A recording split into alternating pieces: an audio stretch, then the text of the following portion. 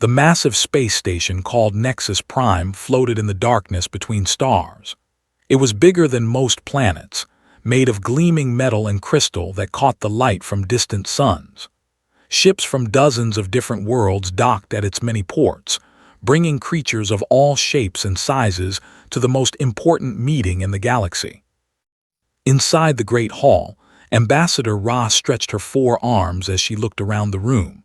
She was from the Hegemony, a race of warriors who had fought their way across the stars for thousands of years. Her red skin was covered in scars from many battles, and her yellow eyes showed no fear of anyone or anything. Today was special. Today, the Galactic Council would vote to let humans join their group. Ra laughed as she thought about it. Humans were such weak little creatures. She had spent 3 years watching them, studying their wars and their weapons. They fought with simple guns and bombs, nothing that could threaten a real military force. Their biggest wars killed only millions, not billions.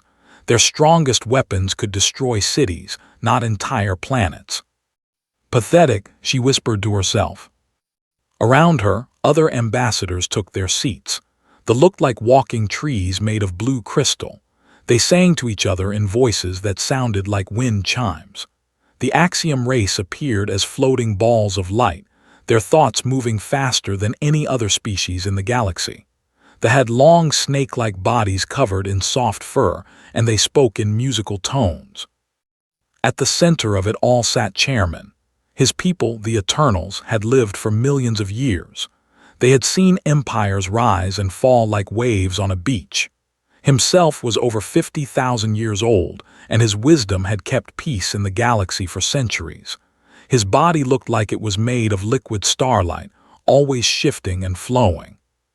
"Friends," said, his voice filling the great hall without effort, "we gather today to welcome a new species into our alliance. The humans of Earth have asked to join us, and we have watched them carefully." A screen appeared in the air above them, showing images from Earth. There were cities full of lights, oceans blue as sapphires, and green forests that stretched for thousands of miles. Then came the darker images, soldiers in uniform, tanks rolling across battlefields, explosions lighting up the night sky. Ra stood up, her boots making loud clicks on the crystal floor. "Chairman, with respect, I must speak about what we have learned." "Of course, Ambassador, please share your findings." Ra waved one of her hands, and new images filled the air. The humans fight small wars with simple weapons. In their biggest conflicts, they use metal bullets and explosive shells. Their most powerful bombs can destroy a city, but they have only used such weapons twice in their entire history. She pointed to recordings of human soldiers. "Look at them. They wear cloth uniforms and carry weapons that fire one shot at a time. They move on foot or in slow metal vehicles. A single hegemony battle squad could conquer their entire planet in a day." Murmurs of agreement came from around the room. The snake-like hissed softly, which was their way of laughing. Even the crystal made tiny chiming sounds of amusement. "Their space program is barely 50 years old," Ra continued. "They have visited their own moon a few times and sent small robots to nearby planets. They have no real warships, no energy weapons, no shields or advanced armor. They are centuries behind even the weakest species in our alliance." An ambassador stood up, her crystal body catching the light and throwing rainbows across the room. "This could be good news," she sang in her musical voice. "Finally, we have found a species that believes in peace over war. They spend more money on healing their sick than on building weapons.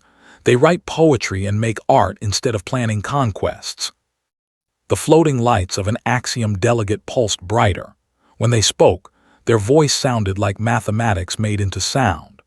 "Our calculations show that humans choose diplomatic solutions 87.4% of the time. They form trade agreements instead of taking resources by force. They send food and medicine to their enemies when disasters strike. This behavior is highly unusual for a successful species." Chairman nodded slowly. "Indeed, In all our years of watching the stars, we have rarely seen a species with such potential for cooperation. They seem to understand that working together creates better results than fighting.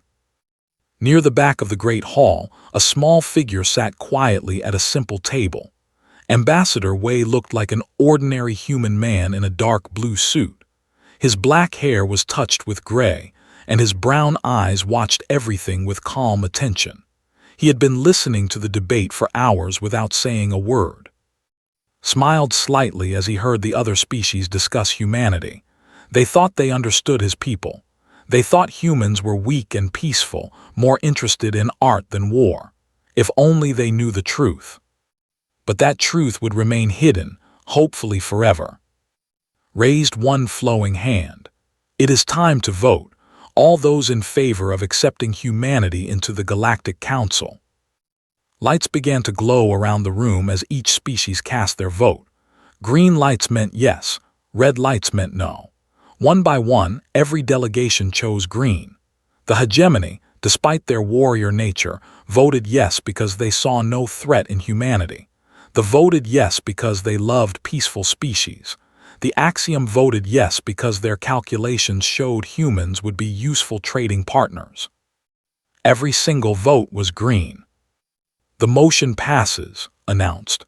Humanity is now a member of the Galactic Council. Ambassador, would you like to address the assembly? Stood up slowly, adjusting his tie. He walked to the center of the room with steady steps, not intimidated by the hundreds of alien beings staring at him. When he spoke, his voice was quiet but clear. Thank you, Chairman. Thank you all for this great honor. Humanity has dreamed of this day since we first looked up at the stars and wondered who might be out there. He looked around the room, meeting the eyes of as many beings as he could. We come to you in peace. We offer our friendship, our knowledge, and our commitment to the values of this alliance. We believe that cooperation is stronger than conflict, that understanding is more powerful than fear.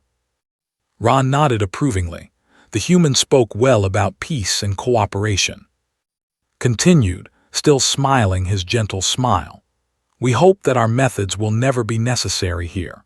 We pray that the wisdom of this council will keep the peace for all species, so that no one will ever need to see what humanity does when peace fails. Most of the ambassadors heard only the first part, hopes for peace, prayers for wisdom. They missed the quiet warning hidden in his final words. Only Chairman, ancient and experienced, felt a small chill at something in the human's tone. But the moment passed. The ceremony concluded with speeches of welcome and promises of cooperation. Ambassador shook hands and tentacles and crystal formations, accepting congratulations from his new allies. None of them suspected that they had just invited the most dangerous species in the galaxy to join their peaceful alliance, and intended to keep it that way, unless the galaxy gave humanity no choice but to show its true face. 3 months had passed since humanity joined the Galactic Council. Ambassador had settled into his new role, attending meetings about trade routes and cultural exchanges. The other species had grown comfortable with their member. Humans seemed as peaceful as promised, always suggesting diplomatic solutions and offering help to struggling colonies.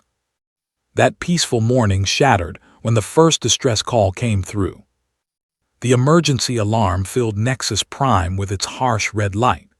All over the station, beings rushed toward the Great Hall as Chairman called an urgent assembly. The crystal walls showed images that made even the bravest warriors feel sick. The farming world of Seven was burning. Its green fields were black ash. Its cities were twisted metal and broken glass. Worst of all, the few survivors told stories that seemed impossible to believe. Ships came from nowhere, gasped captain of the merchant vessel Lucky Star. He was his snake-like body covered in bandages. They looked like insects, but wrong. Metal and flesh mixed together in ways that hurt to see. Their weapons didn't just destroy buildings, they ate them, turned them into more of those horrible ships. On the main screen, blurry recordings showed the attackers. The ships looked alive, with skin that pulsed and metal that grew like cancer. They moved in perfect groups, like a hive of deadly bees. When they fired their weapons, buildings melted and reformed into twisted shapes that screamed even though they had no mouths. Ambassador Ra stood up, all four arms clenched into fists. What species is this? They're not in any of our databases. The answer came in the form of a transmission that cut through all their communications. The voice that spoke was like grinding metal mixed with dying screams. On the screen appeared a creature that was part machine, part insect, part nightmare. Its eyes glowed red in a face covered with tubes and wires. "Soft beings of the dying galaxy," it said. "I am hive mind of the Empire. Your peaceful worlds smell of weakness. Your flesh will feed our ships and your knowledge will serve our growth." The transmission showed more horror. Beings from destroyed worlds hung in web-like structures, still alive but changed. Their bodies were being slowly consumed to fuel organic machines that pulsed with stolen life. "We require 3 of your main trade routes," continued. "You will also provide 10 million living beings for our processing plants. You have 7 of your standard days to comply. If you refuse, we will take what we need from the ash of your worlds." The transmission ended, leaving the Great Hall in stunned silence. Chairman's flowing form darkened with worry. "Emergency protocols are now in effect. Ambassador Ra, what can the hegemony forces do?" Ra's red skin had gone pale. "Chairman, my people have fought across the galaxy for thousands of years. We've seen every kind of warfare. But this," she gestured at the recordings. "These ships repair themselves using the bodies of their victims. They turn our own destroyed vessels into new weapons. My fleet commanders estimate we need 5 times our current forces to even fight them to a draw." An ambassador chimed in panic. "Our defensive networks are built to stop normal attacks. These creatures use biological warfare that adapts to our shields. They learn from every weapon we fire at them." The Axiom delegates' lights pulsed in rapid calculations. Based on their demonstrated capabilities and expansion rate, total galactic conquest probability is 73.6% within 2 standard years. Survival probability for peaceful species is 0.01%. Fear filled the room like poison gas. These weren't ordinary conquerors who wanted territory or resources. They wanted to consume everything alive and turn it into more of themselves. More reports came in as the hours passed. The industrial world of Forge Prime had gone silent. The research station at Luna 7 was sending distress calls that cut off mid-sentence. Each attack seemed bigger than the last, as if they were using their victims to grow stronger. "We need to evacuate the frontier worlds," suggested a delegate, her musical voice shaking with fear. "Pull back our defenses to the core systems and try to build a wall they can't break." "That abandons billions of innocent beings," replied sadly. "And based on what we've seen, a defensive wall won't stop them. They'll just consume the outer worlds and become strong enough to break any barrier we build." Ross slammed one fist on her table. "Then we fight them everywhere at once. Throw everything we have at them before they can grow too powerful. My war fleets will lead the assault." "With respect, Ambassador," the Axiom delegate interrupted, "probability calculations show that strategy results in total military destruction within 47 days. They adapt too quickly. Every battle makes them stronger while making us weaker." Arguments broke out across the Great Hall. Some wanted to fight, others wanted to run, and a few even suggested trying to negotiate with them despite their clear intentions. The debate grew louder and more desperate as each new report showed the enemy spreading like a disease across the galaxy. Through all the shouting and panic, Ambassador sat quietly at his small table. He listened to every word, watched every recording, and studied every tactical analysis with the same calm expression he had worn during his welcome ceremony. Finally, he stood up. The movement was small and simple, but something about it made the entire hall fall silent. All those desperate voices stopped talking at once, as if they had suddenly remembered something important they had forgotten. "Honored Chairman," said in his polite, gentle voice, "might I suggest that humanity offer assistance in this matter?" For a moment, nobody spoke. Then Ra made a sound that was half laugh, half sob. "Ambassador, with all respect to your people, what could humanity possibly do against this threat? Your strongest weapons barely scratch our training ships. They are destroying forces that could conquer your entire world in an afternoon." Other delegates nodded agreement. The humans were welcome friends and would probably make good trading partners someday, but they were still barely advanced enough to travel between stars. Their primitive technology couldn't help against an enemy that was consuming the galaxy's greatest military powers. Smiled the same patient smile he had worn during every meeting. "I understand your concerns, Ambassador Ra. Humanity's capabilities may seem limited compared to your impressive forces. However, we would very much like to help our new friends in any way we can." Chairman studied the human carefully. There was something in his tone that didn't match his humble words, something that reminded the ancient being of moments in his long life when he had seen pleasant surfaces hiding dangerous depths. "What exactly are you proposing, Ambassador?" "Simply this," replied. "Grant humanity permission to engage the force that's currently approaching the agricultural world of. We'll do our best to protect the civilians there." Shocked murmurs filled the hall. Was home to 40 million farmers and their families. The force heading toward it contained over 3,000 of those nightmare ships. It would be pure suicide for humanity to face such odds. "Ambassador," said carefully, "we cannot ask your people to sacrifice themselves for a hopeless cause. The fleet approaching is one of their largest. Even the hegemony's best battle groups couldn't stop it." Smile never wavered. "Chairman, humanity appreciates your concern for our welfare, but we didn't join this alliance to hide when our friends were in danger. We have our methods, and we believe we can help." "Methods?" Ra demanded. "What methods? We've studied your military for 3 years. You have a few dozen small ships with simple weapons. You'll be destroyed before you can fire a single shot." "Perhaps," agreed mildly. "Or perhaps humanity has learned a few things during our short time among the stars. Either way, we would consider it an honor to stand between innocent civilians and those who would harm them." The hall erupted in debate again. Some delegates thought it was noble suicide. Others worried that humanity's destruction would set a bad example for other peaceful species. A few even suggested that watching how they dealt with human ships might provide useful tactical information. Through it all, waited patiently.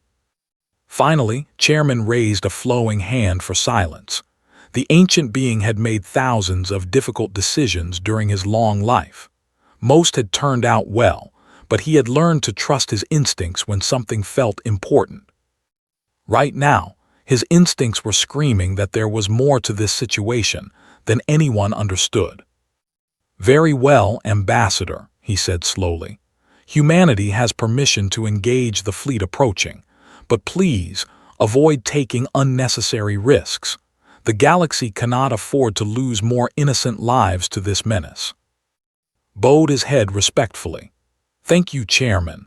I can promise you that humanity will not take any unnecessary risks in this matter. When it comes to threats against innocent life, we are very careful about the methods we choose." He turned to leave, then paused at the edge of the Great Hall. "Oh, and Chairman, you might want to keep your long-range sensors focused on the system for the next few hours. I believe this engagement will provide valuable information about how humanity handles existential threats." With that quiet statement, Ambassador walked calmly out of the hall, leaving behind hundreds of confused and frightened aliens who had no idea what they had just agreed to witness. The fleet moved through space like a living disease. 3,000 ships that breathed and pulsed, their metal flesh hulls covered in weapons that grew like cancer. Inside the lead vessel, Hivemind spread his consciousness across the entire swarm, feeling their hunger for the soft world ahead.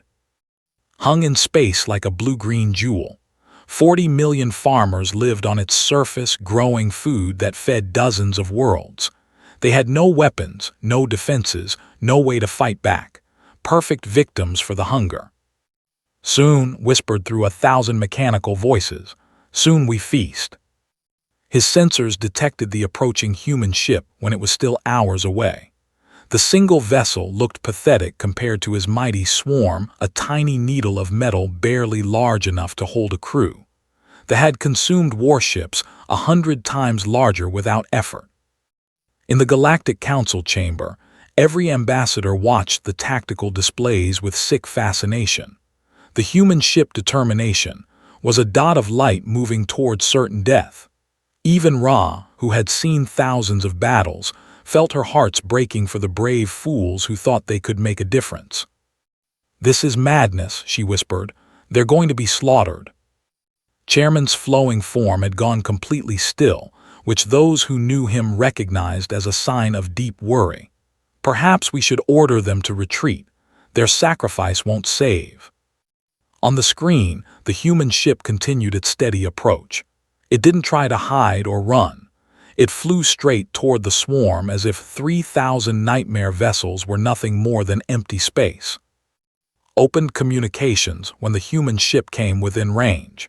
His mechanical voice filled with amusement at this tiny annoyance. "Small meat ship," he grated, his words translated by galactic communication systems. "You face the might of the swarm. We are death given form, hunger given purpose. Surrender now, and we will make your consumption swift and painless."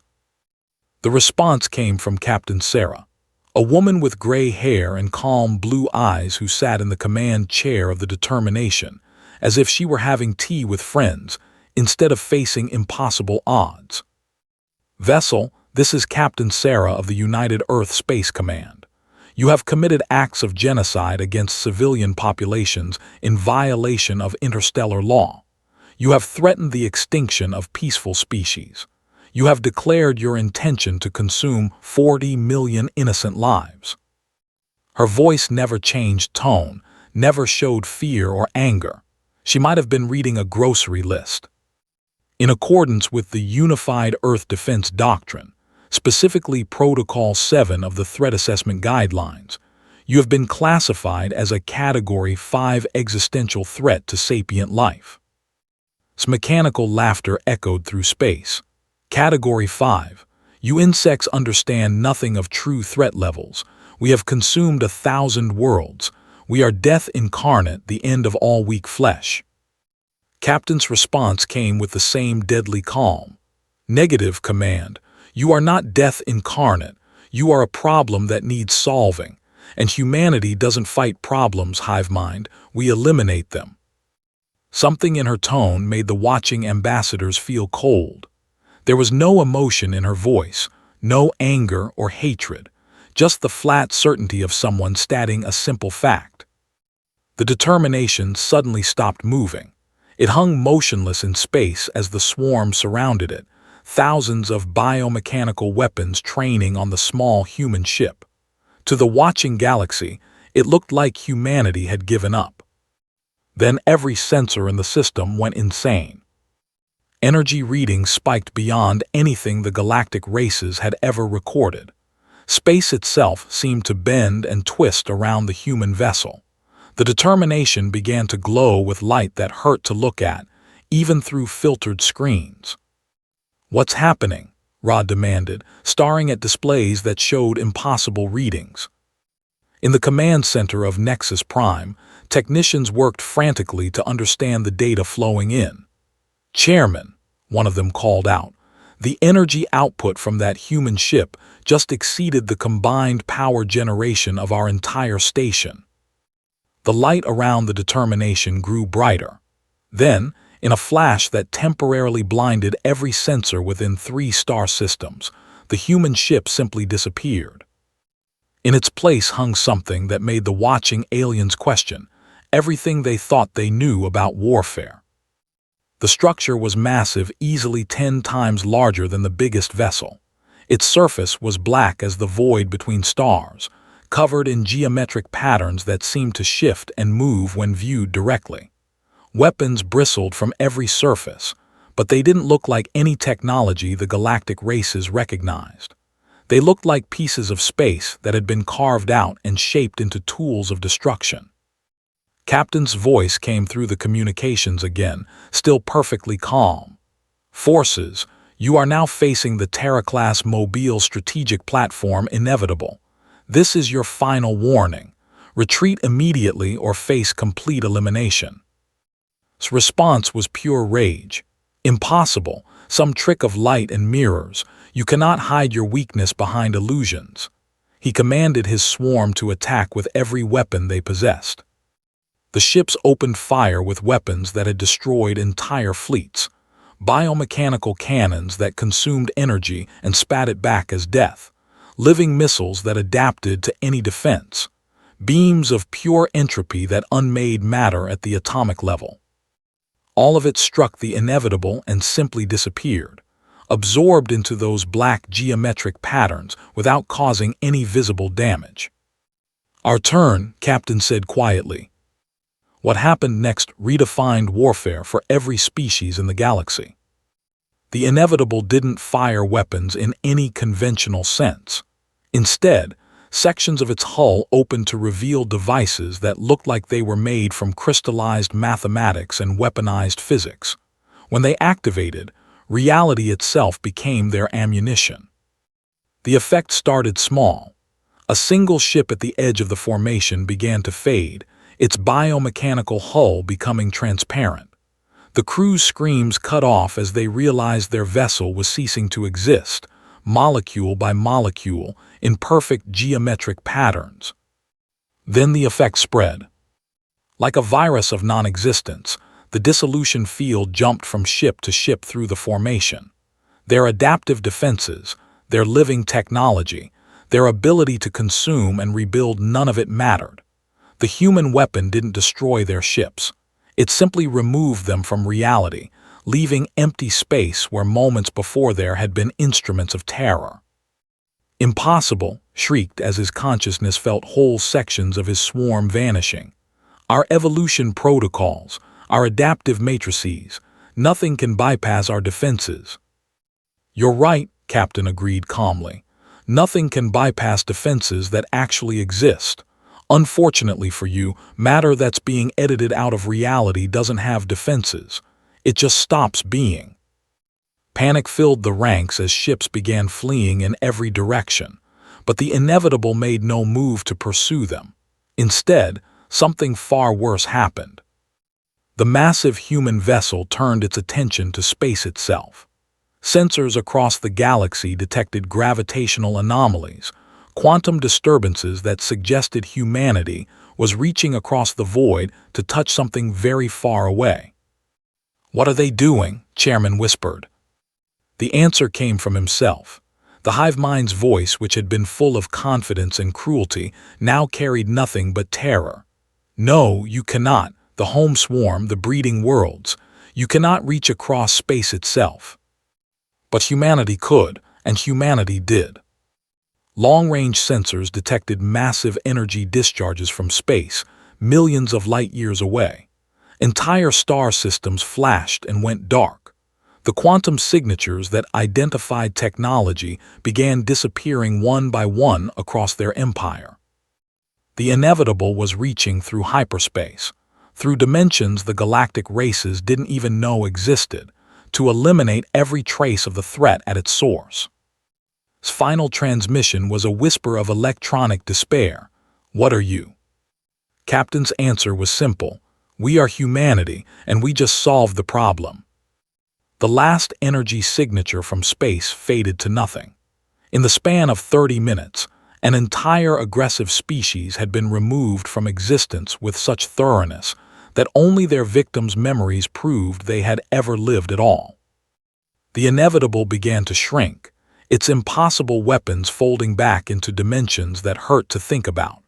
Within moments, only the small human ship Determination remained, floating peacefully in the empty space where a swarm of 3,000 nightmares had threatened the galaxy. In the council chamber, absolute silence reigned as hundreds of alien ambassadors tried to understand what they had just witnessed. Finally, Ra spoke in a voice barely above a whisper. "What in the name of all gods have we invited into our alliance?" The great hall of Nexus Prime had never been so quiet. Hundreds of beings from dozens of worlds sat in stunned silence, staring at the tactical displays that showed empty space where the threat had existed just minutes before. Not destroyed, not defeated, simply erased from reality as if they had never been. Ambassador Ra was the first to move. The warrior woman stood up slowly, her forearms shaking as she tried to process what she had witnessed.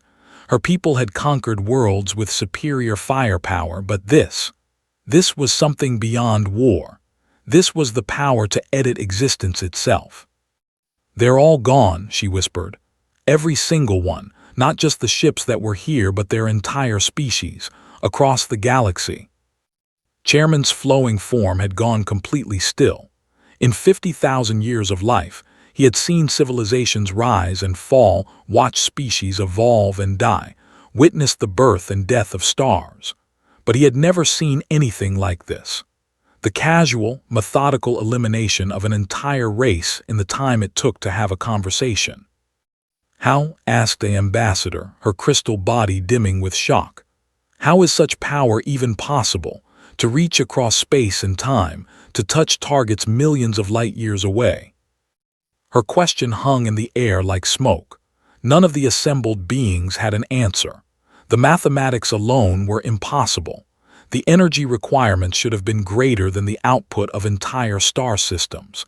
Yet humanity had done it with a single ship, as easily as swatting an insect. The main doors of the hall opened with their usual soft chime. Ambassador Wei walked in, still wearing his simple dark suit, still moving with the same calm pace he had shown during every previous meeting. Behind him came Captain Sarah, her gray hair neat, her uniform showing no signs of the impossible battle she had just fought. The sight of these two ordinary-looking humans sent a ripple of fear through the assembly. These people didn't look like gods of war. They looked like accountants or teachers or shopkeepers, the kind of beings you might pass on the street without a second thought, which somehow made them more terrifying than any monster. Took his place at the small human table, while Captain stood beside him with her hands clasped behind her back. Both wore the same polite expressions they might use at a dinner party. "Honored delegates," began, his voice as gentle as ever, "I hope the demonstration has resolved the immediate crisis. The 40 million civilians on that world are safe, as are all other threatened populations in the region." Ra found her voice first. "Demonstration," she croaked. "You call the complete elimination of an entire species a demonstration?"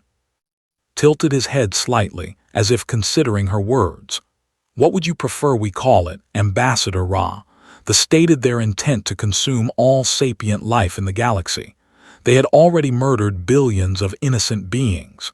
They refused all opportunities for peaceful resolution. In humanity's classification system, they were a Category 5 existential threat. "And what does that mean?" Chairman asked carefully. Captain spoke for the first time, her voice carrying the same terrifying calm she had shown during the battle. "It means they represented a clear and permanent danger to the continued existence of sapient life. Not just human life, all intelligent species. Our doctrine of proportional response has very specific guidelines for such threats." A delegate's musical voice trembled as she spoke. "Proportional. You eliminated their entire civilization. Every man, woman, and child of their kind is gone." His expression didn't change. "With respect, Ambassador, they had no children in the way you understand the term. They reproduced by consuming other sapient beings and converting them into more. Every member of their species was an active participant in genocide. There were no innocent civilians to protect. But surely some of them could have been reasoned with. pleaded. Surely some could have changed their ways given time and proper guidance.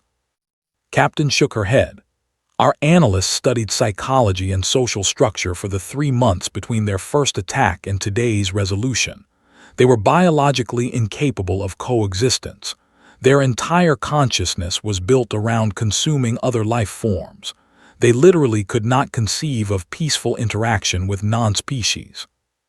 She gestured to the empty tactical display. Every communication they sent spoke only of consumption, processing, and the superiority of their collective over individual consciousness. They viewed all other life as food. You don't negotiate with a disease-honored delegates. You cure it. The word cure sent chills through the assembly. The casual way she said it, as if the elimination of an entire species was a medical procedure, made even the bravest ambassadors feel small and fragile. "How long?" Ra demanded. "How long have you possessed these weapons?" Folded his hands on the table in front of him.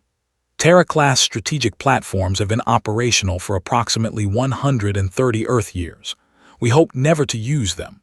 Every conflict you studied in our submitted records, our world wars, our regional disputes, our civil conflicts, all of those were resolved using conventional methods because we believed the participants could be reached through diplomacy or deterrence.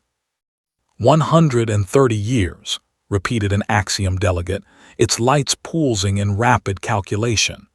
You possessed reality-altering weapons for over a century and never used them. The technology to create them has existed for much longer, Captain added. But we spent decades debating whether such weapons should exist at all. The power to erase species from reality is not something humanity takes lightly. We have strict protocols governing their use.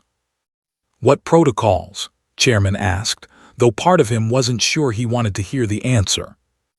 Reached into his jacket and pulled out a simple data pad.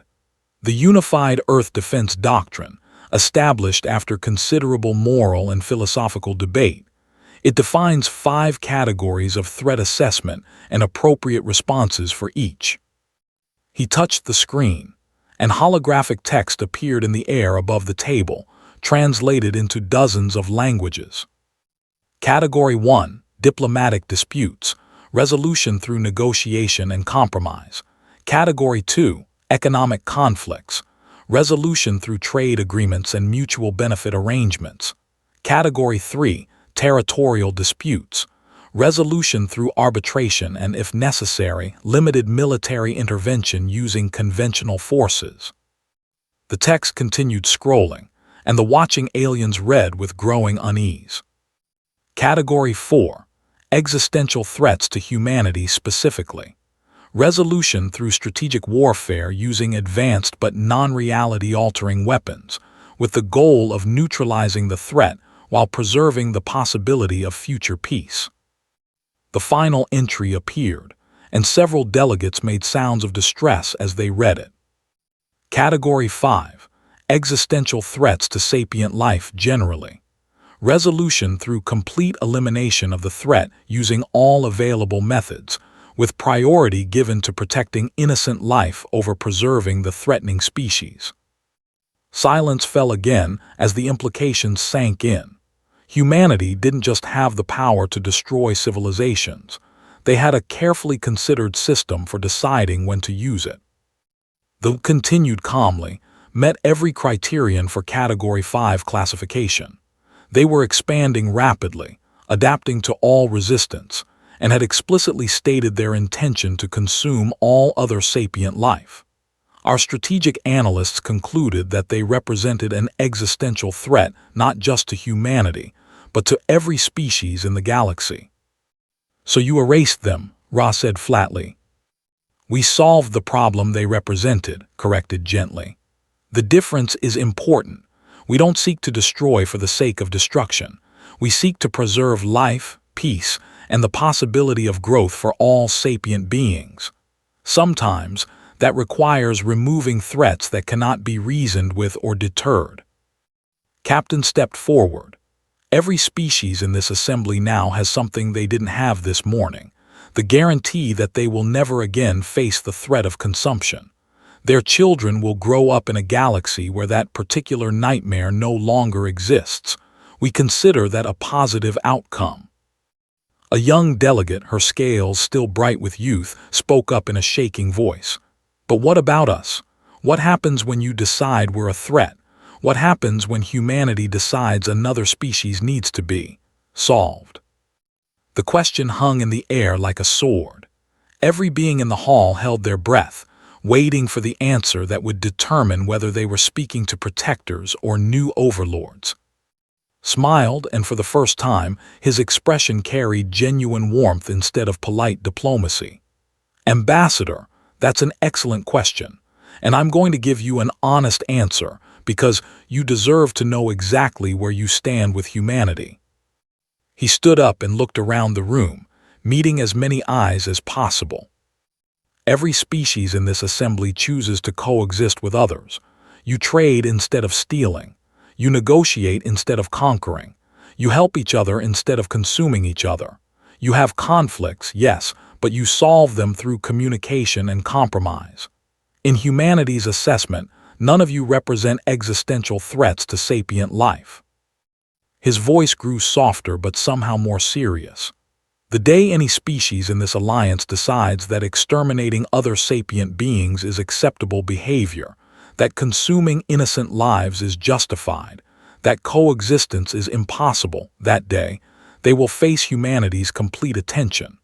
But until that day, which we pray will never come, you are our friends and allies. And if we choose to leave this alliance, asked Ra, if we decide we don't want to live under the shadow of your weapons? Smile never wavered. Then you leave. We won't stop you. We won't threaten you. We'll be sad to see friends go, but we'll respect your choice. Humanity doesn't rule through fear, Ambassador Ra. We protect through strength. Captain nodded agreement. The Terra-class platforms exist to solve problems that threaten the existence of sapient life. They are not tools of conquest or intimidation. They are tools of last resort, to be used only when diplomacy, deterrence, and conventional warfare have all proven insufficient. And who decides? Chairman asked quietly. Who decides when a threat requires complete resolution? The same process that decided about the replied. Extensive analysis by teams of ethicists, strategists, psychologists, and philosophers. Multiple review stages. Unanimous agreement from our governing council. And a mandatory waiting period to ensure we're not acting in anger or haste. He paused, his expression growing serious. The decision to eliminate the wasn't made lightly, honored delegates. It was the result of 3 months of careful study and debate. We exhausted every possible alternative before concluding that they represented a permanent existential threat to all sapient life. 3 months, whispered you've been planning this for 3 months. We've been hoping we wouldn't need to do it for 3 months, Captain corrected. Right up until the moment we activated the inevitable, we were hoping they would do something, anything, to prove they could coexist with other life. They chose consumption instead. The weight of that statement settled over the assembly like a heavy blanket. These humans had spent months looking for any alternative to genocide, even when facing an enemy that would have happily consumed every being in the room. Chairman finally broke the silence. What happens now? Ambassador sat back down and folded his hands again. Now, honored Chairman, we continue building the peaceful galaxy we all want to see. The threat is ended. Trade routes are safe. Civilian populations can sleep without fear of being consumed in the night. We can focus on exploration, cultural exchange, scientific advancement, and all the positive things that make sapient life worth preserving. He looked around the room one more time. Humanity joined this alliance because we believe in its values. We still believe in them. We hope you'll allow us to continue working together toward a galaxy where disputes are resolved through words rather than weapons, where different species learn from each other instead of fearing each other.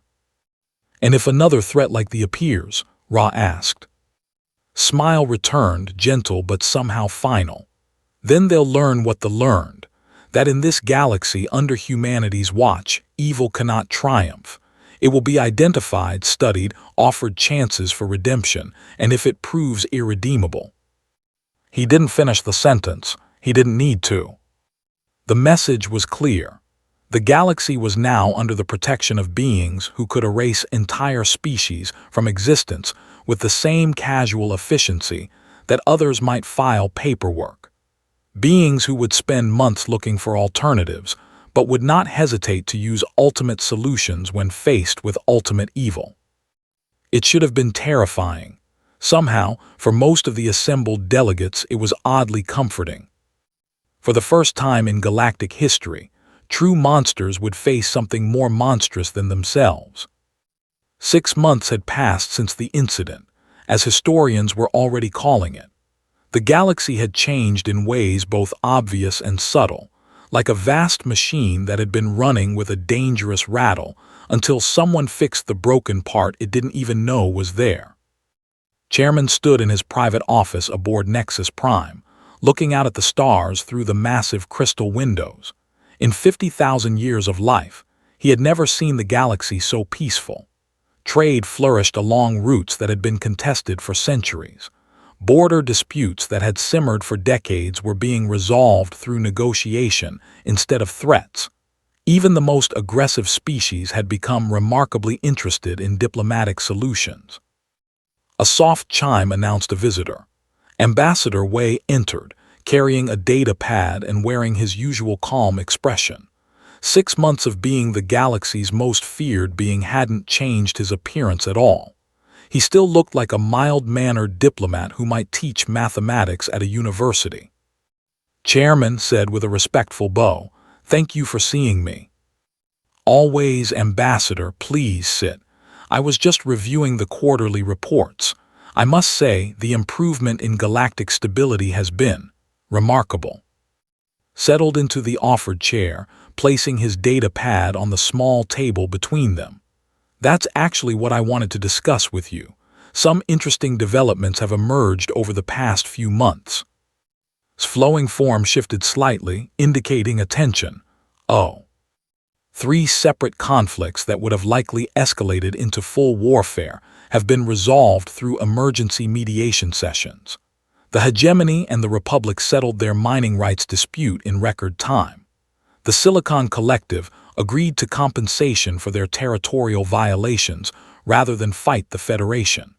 Most notably, the Crimson Raiders disbanded their entire operation and entered rehabilitation programs. The Crimson Raiders was genuinely surprised. Those space pirates have been terrorizing merchant ships for 2 centuries. They swore they would die before surrendering. Slight smile appeared. According to their former leader, they decided that retirement was a better option than risking a Category 5 classification. Apparently, attacking innocent civilians fell dangerously close to our definition of threatening sapient life. The implications hung in the air. The mere existence of humanity's weapons was changing behavior across the galaxy, not through active threats or intimidation, but through the simple knowledge that there were now consequences for the kind of evil that had previously thrived in the darkness between stars.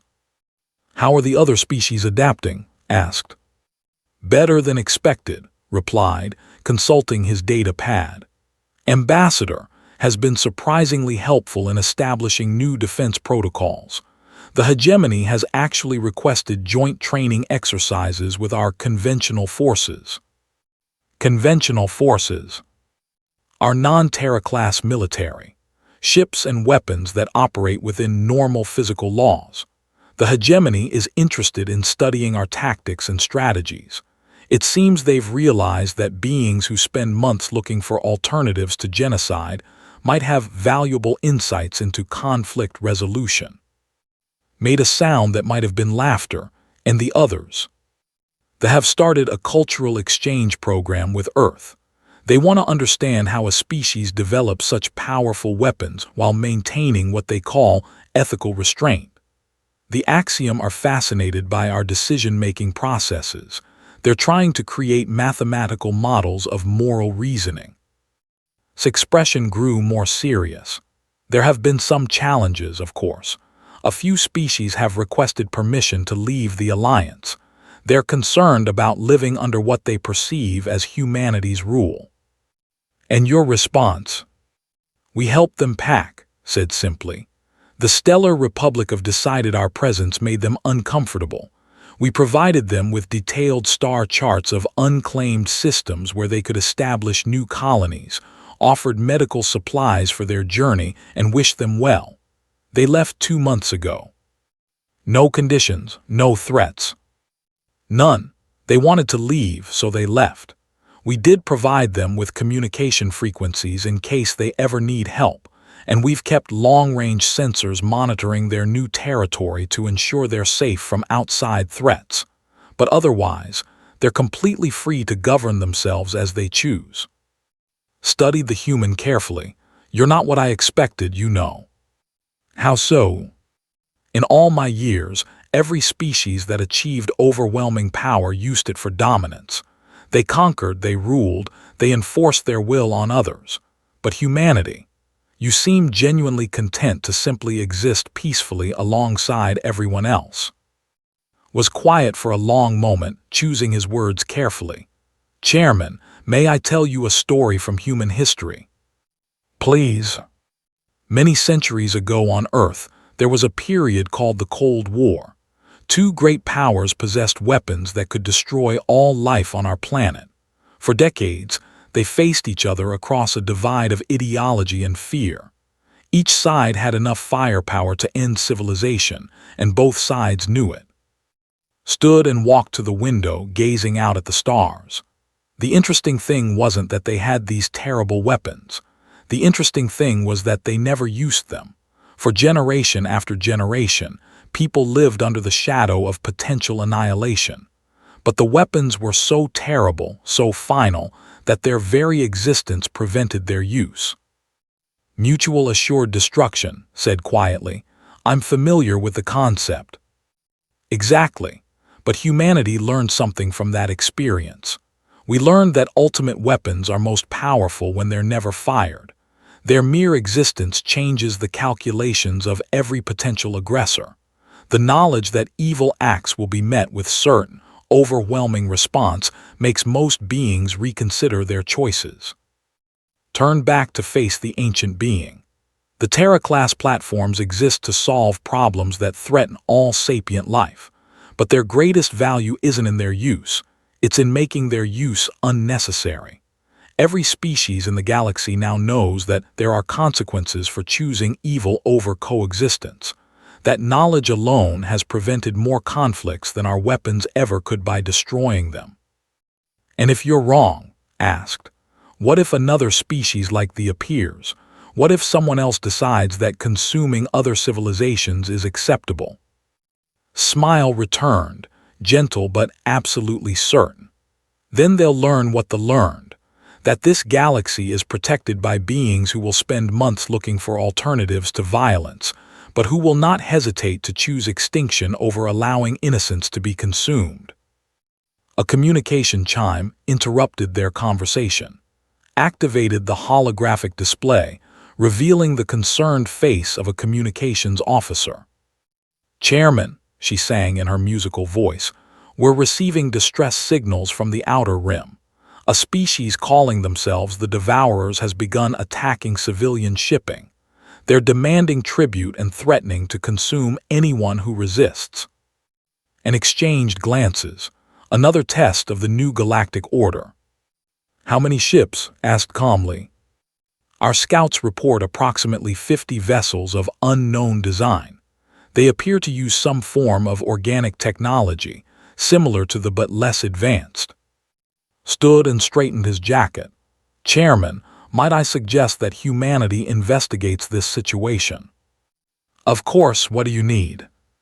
Just diplomatic clearance to operate in the affected region, and perhaps you could ask the Council to monitor our communications with these Devourers. I suspect this will be educational. 2 hours later, the entire Galactic Council gathered in emergency session to watch humanity's response to the new threat. The communications were broadcast live throughout the galaxy, ensuring that every species would witness what happened when someone chose to threaten innocent life in humanity's presence. The conversation was brief and enlightening. "Devourer vessels," came Captain's calm voice from the human ship Resolution. "This is the United Earth Space Command. You are engaging in acts of piracy and have threatened civilian populations. Cease your attacks immediately and withdraw to unclaimed space." The response was predictably arrogant. "Small meat ship, we are the devourers. We consume the weak and take what we desire.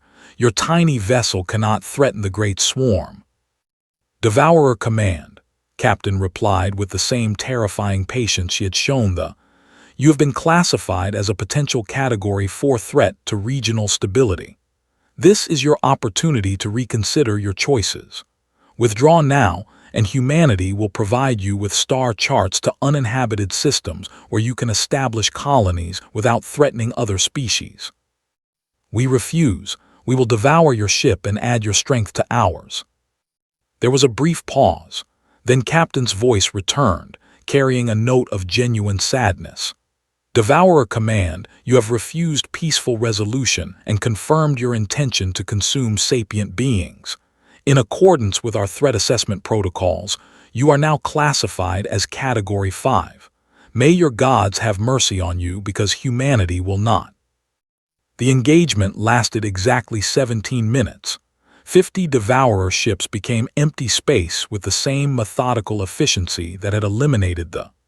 No dramatic battles, no desperate last stands, just the calm application of overwhelming force to a problem that had chosen annihilation over coexistence. But this time, the galaxy was ready for it. This time, they understood what they were witnessing. In the council chambers, Ambassador Ra stood and began to applaud. Slowly, other delegates joined her until the entire assembly was on their feet, honoring humanity's protection of innocent life. Even species that had initially feared human power now recognized it for what it truly was, the guarantee that evil would not be allowed to triumph. When the applause finally died down, stood to address the assembly. "Honored delegates," he began, "today marks an important milestone. The galaxy has successfully defended itself against another existential threat. But more importantly, it has demonstrated that the values of this alliance peace, cooperation, and the protection of innocent life are not merely ideals. They are principles worth defending with every resource at our disposal." He looked around the room, meeting the eyes of beings from dozens of worlds. "Humanity hopes that the Devourers will be the last species to make the choice they made today. We hope that the knowledge of what happens to those who threaten sapient life will deter others from following the same path. But if it doesn't, if other threats emerge, they will find the same response waiting for them. The galaxy is vast," he continued, "and there may be other dangers hiding in the darkness between stars. But let them know this: while humanity watches, while our platforms patrol the void, while our people stand guard over the innocent, evil will not triumph. It will be identified, studied, offered redemption, and if it chooses annihilation over coexistence, it will be removed from existence with the same thoroughness that we would apply to any other problem." Smiled, and this time his expression carried not just warmth but absolute certainty. "The galaxy is safe, honored delegates. Not because we have eliminated all threats, but because we have made it clear that threatening innocent life is a choice that leads to extinction. In this new age, evil cannot hide, cannot grow strong in the shadows, cannot consume the innocent without consequence. Peace is not the absence of conflict," he concluded. "Peace is the presence of justice, and justice in this galaxy has teeth." Chairman's final log entry that day would be remembered by historians for. "Today I witnessed the birth of a new kind of peace. Not peace through weakness, not peace through ignorance of danger, but peace through the certain knowledge that those who would destroy it will themselves be destroyed. Humanity has given us something precious beyond measure, the guarantee that while they watch the stars, innocents can sleep safely in their beds. We thought we were inviting neighbors to join our alliance. Instead, we invited guardians to protect everything we hold dear. The galaxy is safer now than it has been in recorded history, not because there are no more monsters, but because the monsters now face something more monstrous than themselves. I have lived for 50,000 years and seen the rise and fall of countless civilizations. But today, for the first time in my long life, I am certain that the future will be brighter than the past. Evil still exists, but it can no longer triumph. Justice has found its teeth, and they are sharp enough to cut through reality itself. In the darkness between stars, the Terra-class platforms maintained their silent vigil, ready to solve any problem that threatened the peace of the galaxy. And across 1,000,000 worlds, beings slept peacefully, knowing that humanity watched over them with weapons that could erase civilizations, and the wisdom to use them only when no alternative remained. The galaxy had found its guardians at last.